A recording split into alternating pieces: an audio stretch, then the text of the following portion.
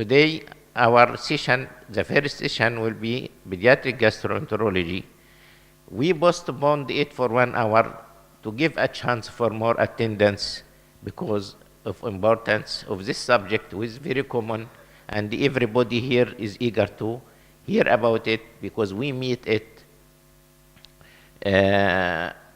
daily, on daily basis. Only one more point I want to add before this one, to that, as I told you, we started the ventilation in our department on 1981. This is the first hospital started to have ventilator. It is volume ventilator, very bulky in size, but we used it for special care. We call it special care because we don't have the facilities for intensive care at that time. And we started something in pediatric department, subspecialty outpatient clinics. And also, thanks God, we have one of the eminent doctors working in our pediatric department, Dr. Nawal Maqasid. She is one of the pioneers for this inborn errors of metabolism. And she is covering not only Jahra area, she is covering most of the hospitals in Kuwait. She has a special outpatient for her. We have neurology outpatient. We have also a cardiology outpatient, Dr. Samir Madi there. Neurology, there is Dr. Usama, the consultant on neurology, also with us. And we have outpatient for gastroenterology. We have for pulmonology, Dr. Badr Shimmari now is a pulmonologist in charge in our hospital. And we have also in, we said about the cardiology, most of hematology, we have outpatient for hematology. For most of the subspecialties we have already in our hospital. Thank you very much. Now I will just call our chairpersons today, Dr. Mariam Kabazard. She is a specialist in pediatric diabetology, Amiri Hospital.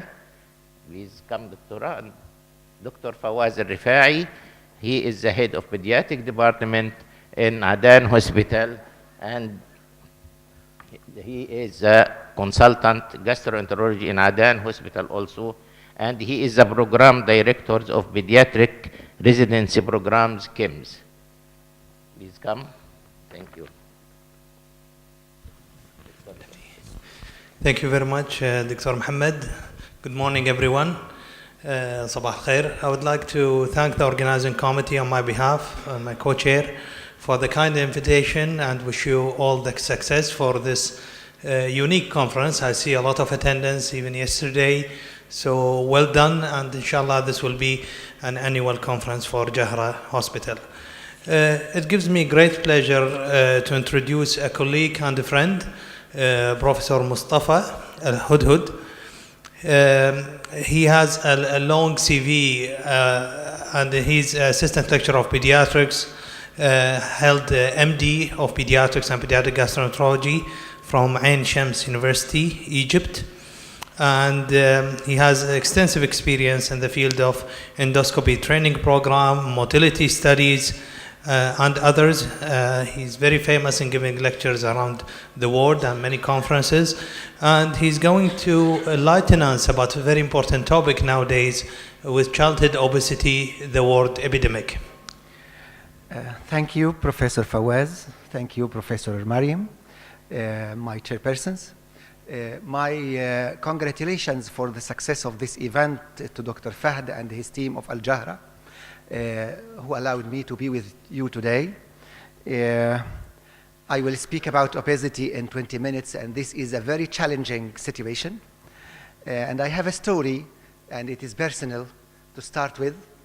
1999, my second boy was born, and he was refusing to eat, and I gave my wife the advice, just focus on some proteins because these are the building units to build his body.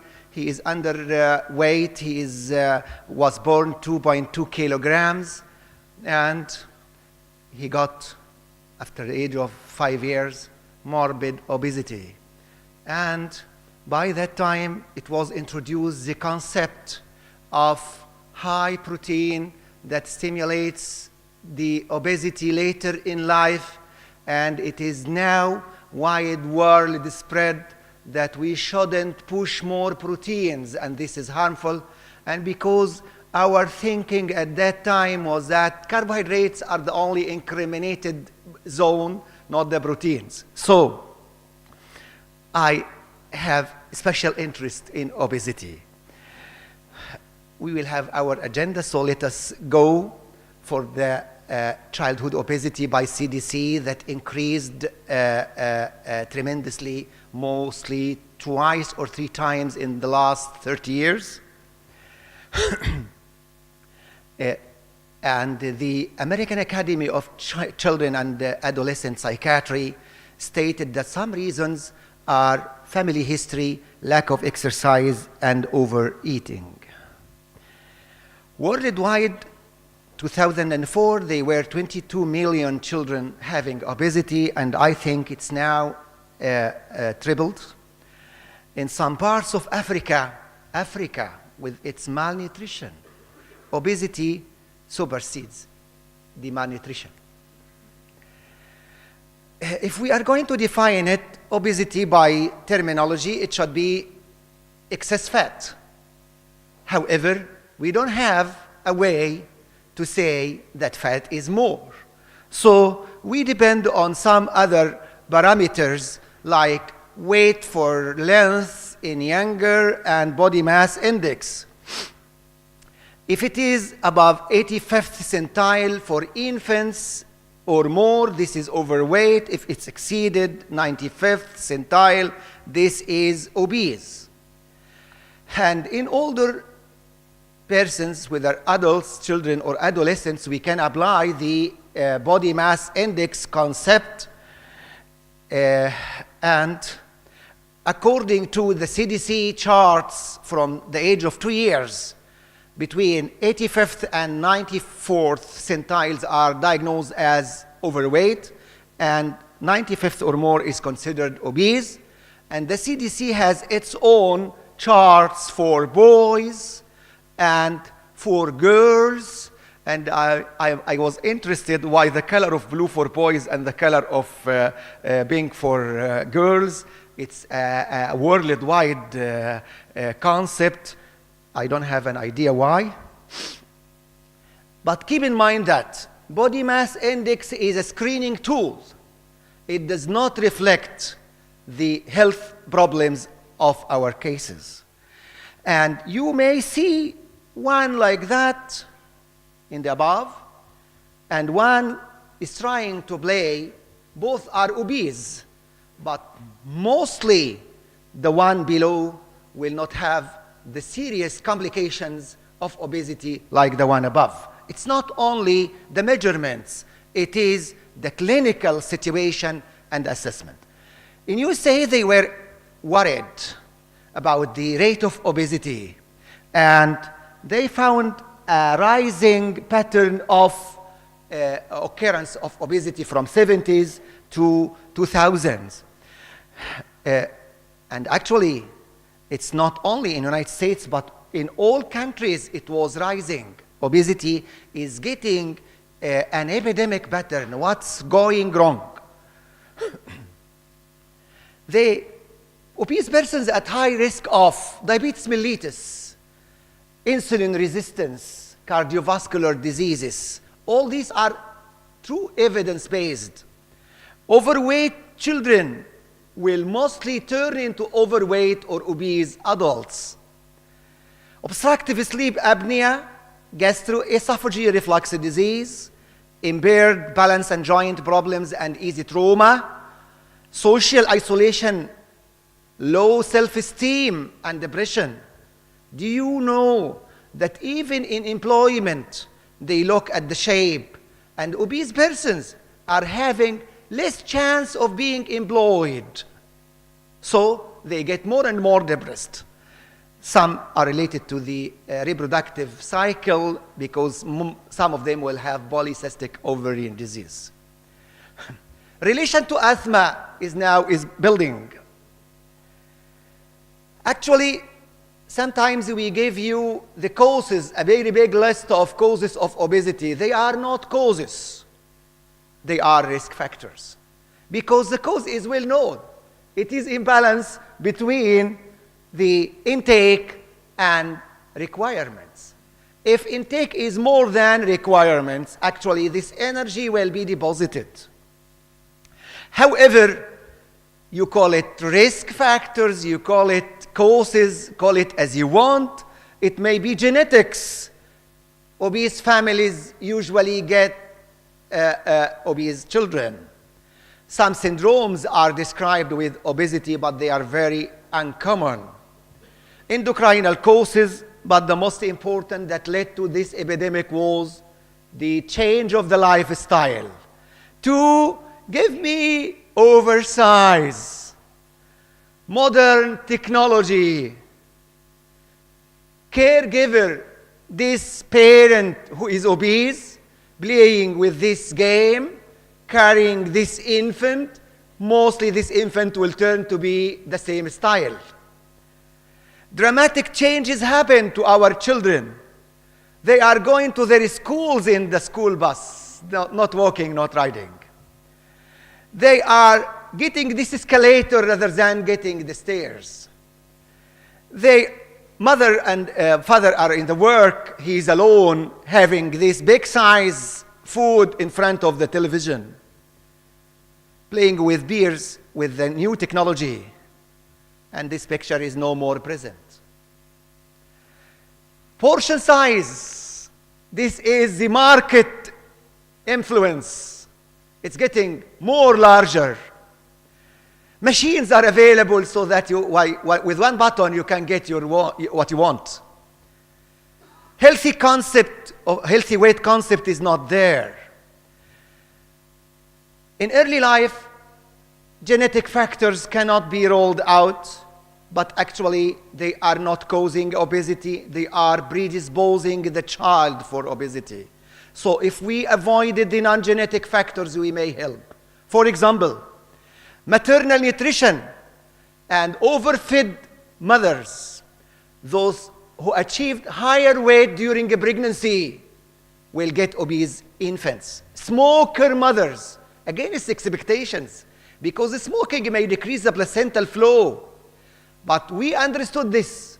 They are going to get small for gestational age, in whom insulin release and insulin-like factor, growth factor release, will be overbearing, and later obesity will happen.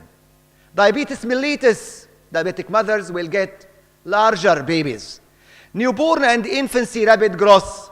And now what I met with my son shouldn't be met later. Do not push a small for gestational age to rapid growth.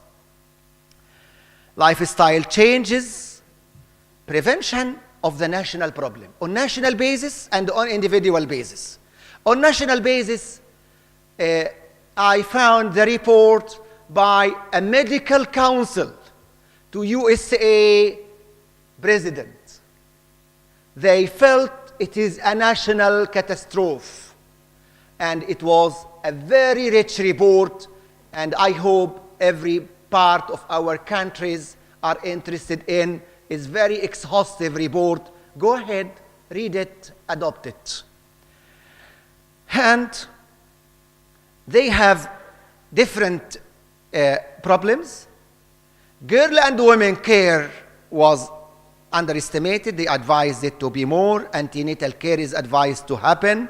Improving early eating habits, increasing physical activity, tobacco prevention, comprehensive multi-social approaches, and they put guidelines and they put 70 recommendations for the President of the United States of America, and most of it is now implemented, and the rate of obesity started to decrease. We should have 3 policies. Maternal incentives, and I am interested in women, and women can make things better. So focus on mothers. Social norms, and these need legalization to make it. Broader minded environment. Revise the medical, it's called Solving the Problem of Childhood Obesity Within a Generation. And their estimation is to reach by 2030 or 25 that level of 5% that was before at 70s. Treatment of individual case, eliminate the individual risk. This is number one. Increase physical activity by law. Encourage family activities, and when the exercise is done in a family context, it's better. And any physician who is interested in dietary manipulation of obesity knows that it is family problem rather than child problem. So if the child see you eating macaroni, rice, and these things, fast foods, and you are giving him this sauté, he will hate you and will not comply with. Other suggestions: limit television time.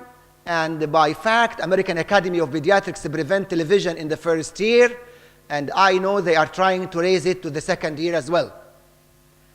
Encourage love of books, libraries. This is one of the policies, not only to read more and to be cultured more, but it was found that it decreased the electronic devices uses. Nutrition. Good food, not mere restriction. Our task is to decrease the intake, yes, but allow good food. So vegetables are better than carbohydrates, fats, and others. Taking the entire family to a farm in a journey. Toddlers' energy need should be calculated. Your carbohydrate should represent 45 to 65% of the intake, and it should be of the whole grain type. Proteins, it should be in the range of 1 gram per kilo, but try to avoid fatty meat. Micronutrients should be guaranteed in the food you are giving. My lecture is allowed for the audience, so that the examples I gave for the foods that will supply this will be there. It's not wise to mention them one by one. So we have some example of vegetable and fruit group here. Grain, that should be whole grain, and how much of it should be given to the toddler. Milk and alternatives are mandatory. I know there are groups now against milk, but milk will still part of the nutritional pyramid that should be given. Examples of the milk and its alternatives in amounts. Meat, it's better to give it in the fish form rather than others. Poultry is better than beef meat. We have meat alternatives. You can replace meat by eggs, by beans, by peanut butter, and others. Limit the wrong things and give it in a small amounts. And we can collect the observations into ending obesity of childhood by weight management. This is important, but take care when you are decreasing the weight. In children, it should be 1/3 the rate of adults. It should be slower, not rapid weight decrease. Promote intake of healthy foods, and this should be national. Impossible to limit these fast foods while in the media it's always present. So 5 Promote minutes. physical activity. Yes, this is the last.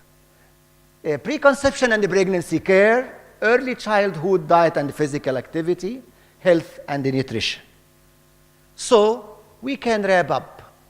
Prevent obesity, and its prevention is better and easier than its treatment.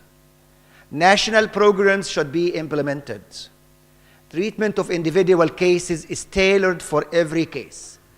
Take care of the balance between decreasing the intake and decreasing the essential needs. Go ahead and take a course in infant nutrition so that you'll master the basics and manage it on a scientific basis. And thank you.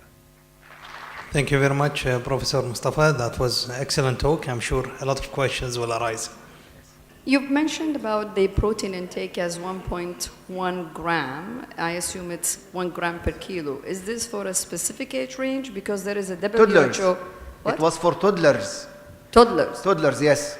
Like what age are you talking? Usually, Infants? Because we speak about toddlers from the age of 1 to 3.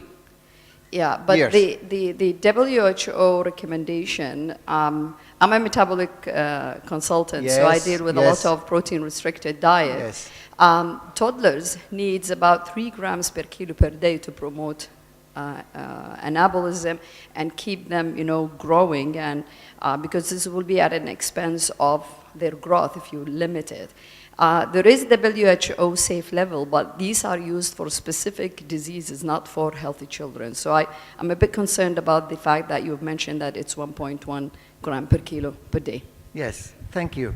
Actually, you are true when you are speaking about a normal person, but when we are speaking about obesity and decreasing the weight, they are speaking about 1.1 gram protein per kilo per day, because actually giving proteins with leucine, isoleucine amino acids being released, insulin will be released by these amino acids, and insulin release will lead to hunger, and hunger will deprive you from any other dietary controlling procedures.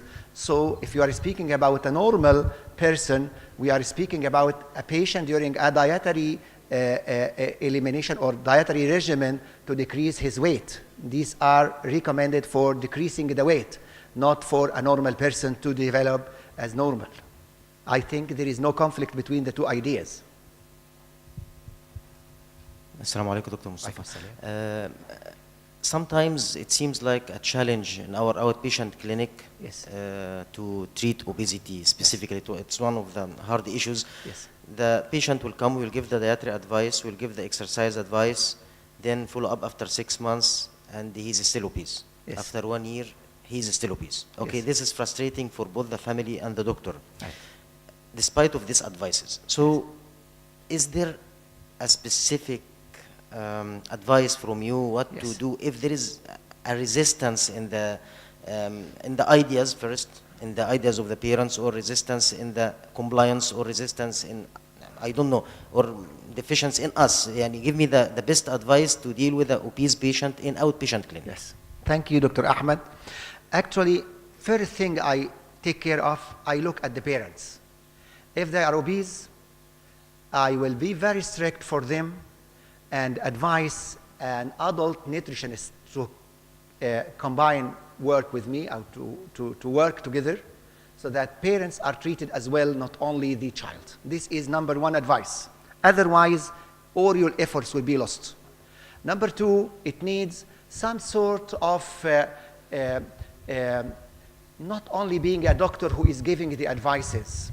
When you are dealing with this child as your son, I think you'll get him more. You can call him. You can keep in contact all through, not only leaving him for 6 months and coming after 6 months. What's your weight today? Just give it me. Send a SMS with your new weight. Send me an email describing your picture. Give me a photo, and you can put it incentives like putting his picture before and after in your clinic, and giving this for other as a role model will encourage him to do this job.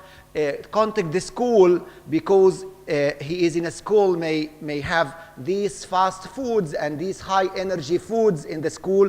There should be a teamwork, collaborative, social team working. This will succeed. Leaving him for your advices always fail. Thank you. Professor Mostafa. What is the question? Here. Yes, Are there any approved medication for weight reduction, like in adult, or any medication under trials for children? Actually, the latest is not recommending any drug therapy, medicinal therapy in treatment of childhood obesity, except if there is a pathology. For example, some persons having this leptin deficiency, it may be one of the trials to try leptin administration, but these are very rare. We are not speaking about the commonplace. In the commonplace, medicines have no role.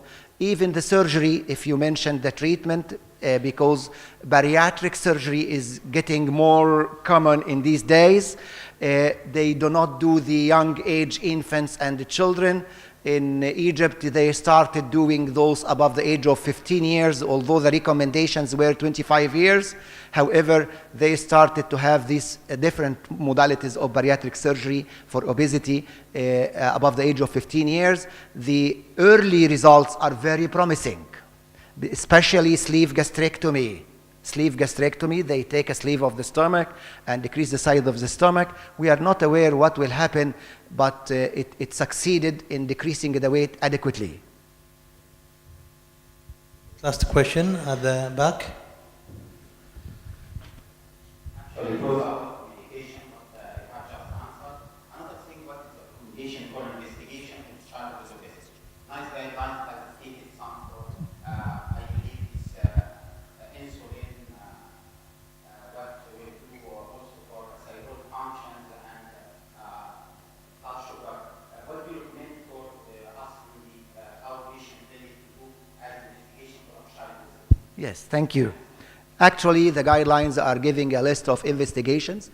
In my practice, what I do, if he's an obese person coming from an obese family, usually this is simple obesity, familial obesity, and I do not ask for any investigations. And when there is suspicion, one obese person coming in a lean parents, from lean parents, usually I assess the thyroid functions, the insulin status, and mostly these are uncommon situations, and actually it does not represent more than 1 to 2% of your practice. I know endocrinologists will say it's common, but when they are pediatricians, they know these endocrinal disorders relative to the simple obesity are not common, are not that common. But when there is hypertension, if you measure the blood pressure and it was high, go ahead and got adrenal axis assessment. If there is a sluggish activity, scholastic delay, get the thyroid functions, but not as routine, because this will be exhaustive. Hello. Can you give some light on diet packages? Where is the question? Diet packages. Diet packages. So diet package, that's programmed in nutrition Yes, yes. to lose yes. weight for Yes. children with obesity. Okay, thank you. So some packages are available, some programs are available, so that you can take one of them. Actually, some of them, like the Canada package, is very helpful and working, and you can adopt, but it should be in an institutional form, not only on an individual basis. Okay. Thank you. Thank you very much, Professor, for this excellent presentation.